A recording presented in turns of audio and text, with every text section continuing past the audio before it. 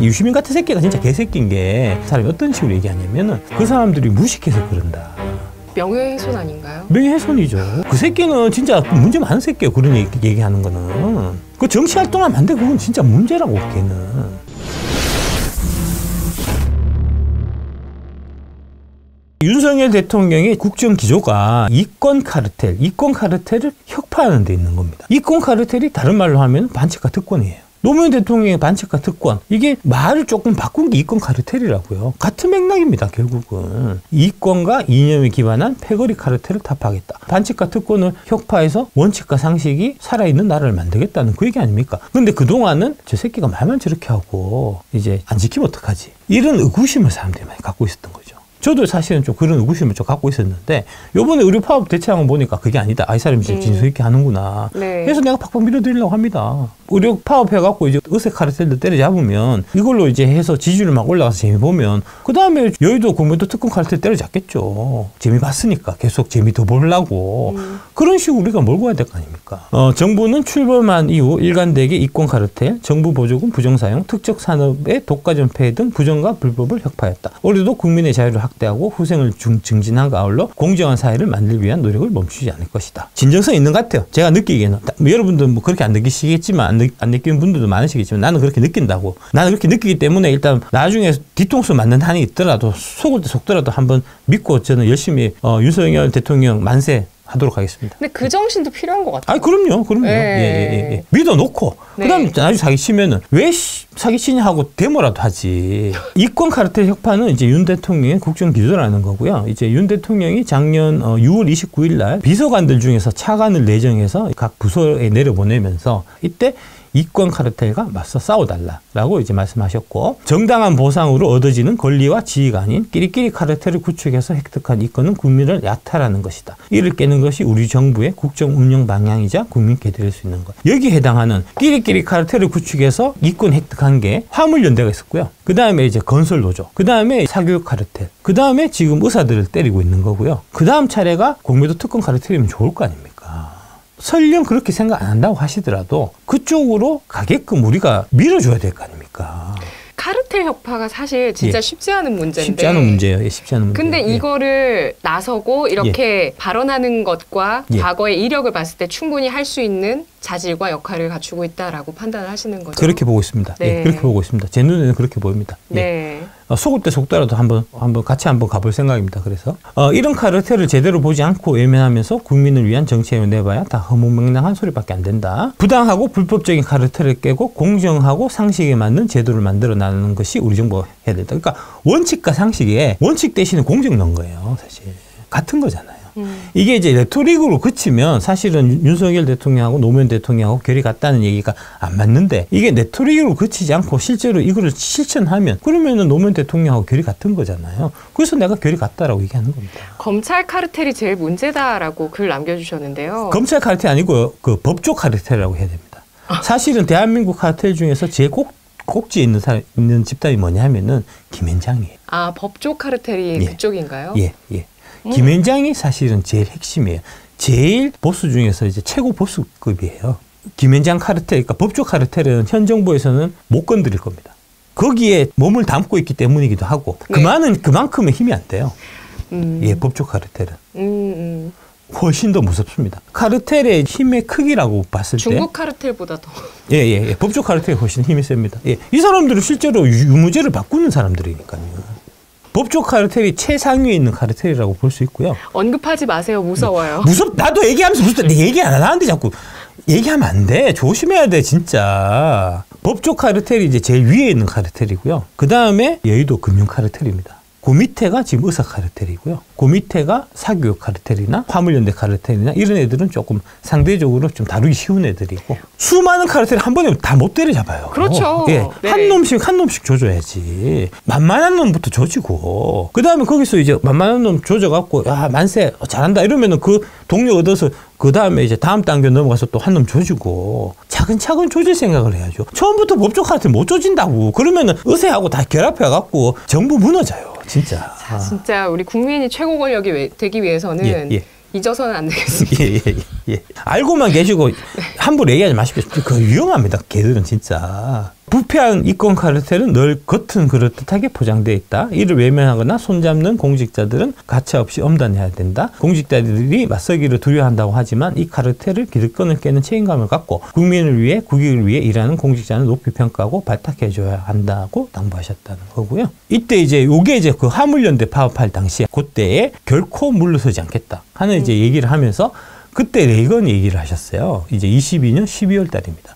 윤석열 대통령이 국정 수행 지지율이 가장 높은 수준까지 올라와 있다라고 얘기하는데, 근데 이제 이 이전에 가장 높은 수치가 언제였냐면 화물연대 때려잡을 때, 이때가 제일 높았던 때거든요. 이 이후로 쭉 떨어졌어요. 김건희 여사하고 해외 다니다가 이제 김건희 여사가 명품 관에 들어가고 하고 그런 거 탄론하고 해서 지지율이 떨어지기 시작했고요.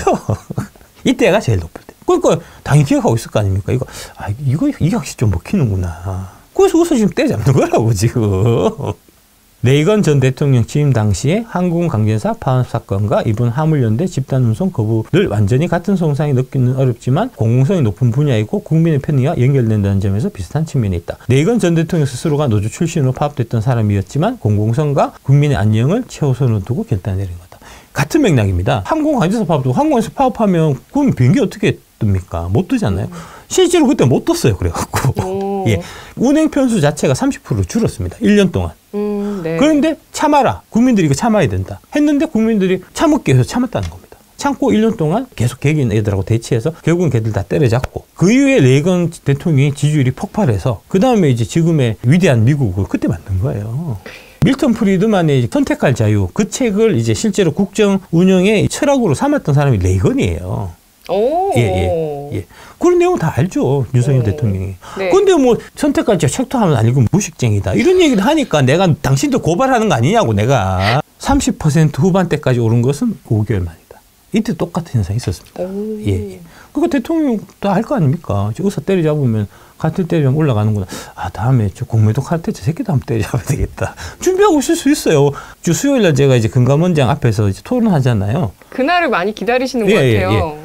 그게 다 이제 그런 시청자분들께서. 그런 맥락인 것 같습니다. 제가 느끼기는 그렇습니다. 하여튼 그렇고 여기 보면 판매, 생산, 노무, 서비스직과 농림업, 가정주부 집단에서 지지율이 5% 이상 올랐다는 거예요. 이거를 좀 보셔야 되는데 이게 이제 지금 특히 유시민 같은 새끼가 진짜 개새끼인 게 이런 분들 사회의 좀 약자들 자영업자 같은 분들이 국민의힘을 지지하는 것에 대해 갖고 유시민 사람이 어떤 식으로 얘기하냐면은 그 사람들이 무식해서 그런다. 무식해서 자기 이익을 모르기 때문에 가지지 않는 자의 편에 서 있는 민주당을 찍지 않고 국민의힘을 찍는다. 이런 식으로 얘기한다고요. 명예훼손 아닌가요? 명예훼손이죠. 명예훼손이죠. 그 새끼는 진짜 문제 많은 새끼예요. 그런 얘기하는 거는. 그 정치활동하면 안 돼. 그건 진짜 문제라고 걔는. 그게 왜 그러냐 하면 민주당이 노동자의 편인 것처럼 얘기하지만 사실은 노동자의 편이 아니고 노조의 편입니다. 노조는 노조에 가입되어 있지 않는 노동자들의 적이에요. 아니 민주주의는 국민을 진짜 뭐 하늘처럼 섬겨야 되고 국민의 판단을 믿어야 되는데 그딴 식으로 얘기하면 그 민주주의 하지 말자는 얘기가 마찬가지 아닙니까? 그거는. 그럼 무식한 애들한테 투표할 권리를 왜 줍니까? 아예 주지 말지.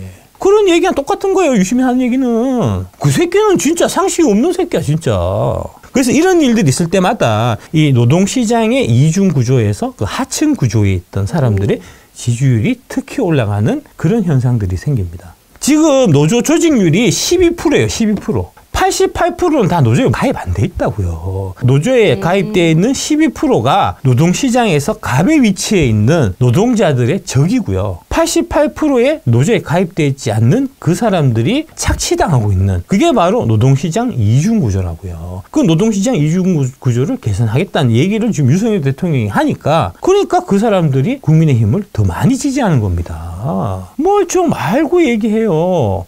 내가 노가다는 안 해봤지만 편의점 야간 알바 내가 1년 반을 해봤다고. 내가 최저임금 받아봤다고. 내가 최저임금 대상자였다고. 내가. 그래서 이런 것들을 다 깨야 된다는 겁니다. 이런 기득권 카르텔을. 노조도 기득권 카르텔이에요. 현대차 기종노조는 대표적인 카르텔입니다. 그게 이권 카르텔입니다. 깨부셔야 됩니다. 기득권이 아니라 피해를 보는 약자이자 국민을 지켜야 한다는 생각에는 변함이 없다. 이게 이런 문제점들을 대통령이 잘 인식하고 있는 거예요. 노동시장 이중구조. 이런 거를 지금 문제가 뭐냐면 대통령만 알아. 국민의힘 국회의원들은 몰라. 그 새끼들은 공부 안 하고 그래갖고. 아니, 진짜, 지난 박근혜 정부 때 찐박 간별사 이래가지고 이제 찐박 위주로 그 추천했잖아요. 국회의원 시키다 보니까 얘네들이 수준이 개판이야. 특히 이게 이제 텃밭에 있는 국회의원들보다는 수도권에 있는 국회의원들이 지적 수준이 여러 가지가 높거든요. 이건 경쟁해야 되니까. 근데 텃밭에 있는 거 꽂아놓으면 되니까. 텃밭에 있는 애들은 공부할 필요도 없고 하니까 애들이 수준이 떨어지는데 지금 국민의힘 국회의원 중에서 한 7, 80%가 다 저기 경상도 쪽에만 있어요.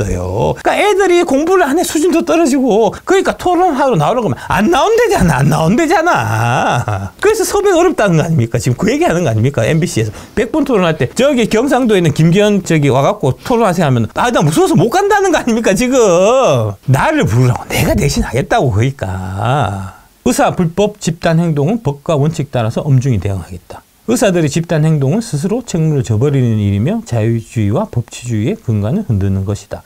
국가가 의사에게 면허를 부여하고 법에 따라 엄격하게 관리하는 것은 국민의 생명과 건강을 보호하기 위한 일이고 그렇기에 의사의 자유와 권리에는 책임이 따르는 것이다. 이 얘기가 그 선택할 자유에 그대로 있어요. 의사들이 소득을 받는 이유가 바로 이 면허 때문인 거거든요. 네네. 의사 아닌 사람이 의료행위를 하면 불법이잖아요. 잡아가두잖아요. 그 특허권 때문에 의사들이 되게 높은 연봉을 받는 거거든요. 그거에 대한 지적이 선택할 자유에 있어요. 밀턴 프리드만 선택할 자유에서 어떻게 얘기했냐면 그 특허권 없애라 그래요. 의사 면허 주지 말고 의사 하고 싶은 사람은 다 의사해라. 예, 그렇게 돼 있어요. 아주 파격적인데요? 예, 파격적이죠. 예. 근데 그게 사실은 그게 그렇게 파격적이지 않은 게. 근데 좀 믿을 수 없지 않을까요? 그러니까 소비자들이 꼼꼼하게 따져보고 선택한다는 겁니다. 아, 예, 확실한 확실한 것으로. 거. 예. 근데 의사 면허를 받아갖고 의사지만. 그런 또 반전이네요. 그럼에도 불구하고 돌팔이 의사도 많잖아요. 비일비재하잖아요, 사실 솔직히. 의사 면허만 있고 실력은 개뿔도 없는 애들도 많잖아, 사실. 아직은 못 만나봤어요. 다행히도. 예, 의사 면허가 없어도 사람들이 물어본단 말입니다. 어디 누가 잘하디. 그 정보를 습득해서 그 정보를 통해서 의사를 찾아가고 의사 한 번 가서 그 의사가 이 사람이 참 괜찮다 싶으면 오래 개허를 할 거잖아요. 그러면서 신뢰관계가 가는 거니까 그렇게 해서 의사 면허 필요 없다 없애야 된다 라는 거거든요. 어떻게 보면 너무 파격적이긴 한데 네. 사실은 그런 겁니다. 안 그래도 의사들이 지금 계속 개혁갖고 이제 간호사들이 의사 업무 하도록 하겠다는 거잖아요. 일반 개인병원 가면 의사들이 일 안 하고 간호사 시켜요, 실제로. 언론상에서도 수술을 뭐 대신하거나. 잘하더라 이러면서. 그렇다니까. 수술하는 간호사들 많다니까. 김간호사 잘하더라. 그래, 그렇다니까, 실제로. 의사들이 자기 할 일을 간호사 시키고 간호사가 자기 할 일을 간호조무사 시킨다니까, 지금도. 관행적으로 다 하고 있다고. 다만 법적으로만 금지되어 있는 거지. 아까 채팅창에 의사 수입, 교수 수입 찬성합니다. 그 수입해야죠. 그럼요. 하여튼 이거 때려잡아야 됩니다. 지금 의사들이 지금 착각하고 있는 게 의사 파업에서는 의사가 워낙 이제 이게 파워가 세다 보니까 언론이 서포트를 많이 해줘요. 칼럼 같은 거 계속 써주고 막 이러거든요. 오늘도 보니까 YTN인가 거기서 이제 막 의사들이 지금 의사들이 없어서 환자들이 힘들어하는 막 이런 거 막 보여주면서 이거 빨리 해결돼야 될 텐데 하면서 이제 은근히 정부가 이제 물러서기를 이렇게 종용하는 그런 형태의 방송을 지금 특히 MBC나 이런 데는 되게 많이 하거든요. 표의 영향을 민주당의 선거 승리를 위해 갖고 많이 하거든요. 근데 이제 의사들이 잘못 생각하고 있는 게 윤석열 대통령은 이 사람 진짜 빠꾸 없는 사람이에요. 아까 그 조국 같은 경우도 봐요. 좀 그만해라. 안 그만하잖아. 대화 타입이 원래 안 통하는 스타일이야, 그 사람은. 찍으면 죽을 때까지 해. 그러니까 빨리 포기하고 본연의 자리로 돌아가는 게 좋을 겁니다. 그동안은 계속 엄포만 주고 면허 정지하고 하겠다라고 얘기만 하고 사실 조금 하다가 뒤로 이제 쓱싹쓱 해갖고 별탈 없이 다 이렇게 돌아가고 이게 계속 사실 되풀이됐었거든요. 정치인들은 원래 대화 타입 하잖아요. 이 사람은 검찰총장에서 대화 타입이 안 통해. 범죄자는 잡아넣는 사람이야, 그냥. 첼로님께서 간호사들도 10년 넘으면 의사 면허 시험 봐서 의사 자격 줘야 합니다. 유럽 같은 경우는 그런 제도 있다 하더라고요. 이번에 도입해요. 그다음에 한의사도 이제 양방할 수 있게 하고. 근데 의사들도 사회 구성원이고 민주사회 구성원인데 의견도 안 묻고 군화발로 협박하는 게 민주주의인가요? 군화발로 협박하는 게 민주주의인가요? 물어봤고요. 그 1년 전에 다 물어봤고요. 아니, 뭐, 회사에서 이제 일이 많이 늘어갔고, 매출이 많이 늘어갔고, 직원 뽑을 때 있는 직원들한테 물어보고 뽑습니까? 안 물어보고 그냥 뽑습니까? 똑같은 거 아닙니까? 정원을 결정하는 거는 공적인 이제 정부에서 의료 서비스 관련해서 이제 수요나 이런 것들을 예측해서 정부에서 나름 결정하는 거지. 의사들이 왈가왈부할 수 있는 사항이 아니에요. 기본적으로. 다 그런 거잖아요. 다른 업종은 다 그렇게 한다고요. 공인중개사 수요가 많이 필요할 것 같으니까 2년에 한 번 칠 거 1년에 한 번 치자 하면 그대로 가잖아요. 의사만 지금 자꾸 협상해야 되고 의사 얘기를 듣는 게 민주주의고 뭐 이런 얘기 하는 거 아닙니까? 아니 그러면 지금 그 공인중개사 늘어나고 회사에서 직원 더 뽑고 하는 거는 그건 다 뭐 독재냐고. 그런 얘기잖아요. 말 같지도 않을 좀.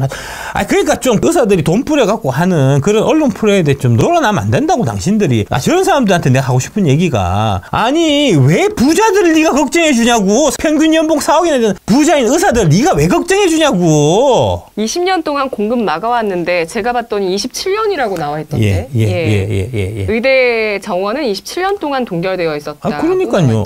상속세 얘기하면 지금 민주당 쪽에서 하는 얘기가 왜 부자들 걱정해 주냐. 서민의 부자 걱정해 주냐 하는 거잖아요. 이게 더한 거지. 이게 더한 거지. 의사들 걱정해야 돼. 니들이 더한 거지 지금. 야 걔들 평균 연봉 4억이라고 4억. 그것도 신고한 게 4억이지. 신고 안 하고 뒤로 빼돌린 거 하면 10억 넘는다고. 저기 제약회사에서도 의사들 저 리베이트 얼마나 많이 준다고. 그런 거는 다 신고하는 소득에 다 포함 안 되잖아요. 잘하지도 못하면서 부자들 걱정해주고 그래 진짜.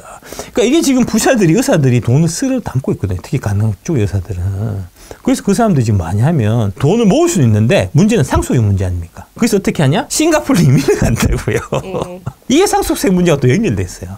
싱가포르 이민 가서 싱가포르 이민 가서 있는 돈을 불려야 되니까 사모펀드에 맡긴다. 그 사모펀드가 지금 공매도 친다고요 지금. 그 공매도 돈 중에서 1조 6천억을 내가 털어먹어 갖고 그래서 내가 압수수색 나오고 지금 이 고생한다고 지금. 이게 다 연결돼 있는 거라고. 오히려 그 상속세를 낮추면 한국에서 낼 수 있죠. 그럼요. 왜 싱가포르 복잡하게 가서 그러니까요. 이 파트 2까지 했고 파트 3 바로 넘어가죠.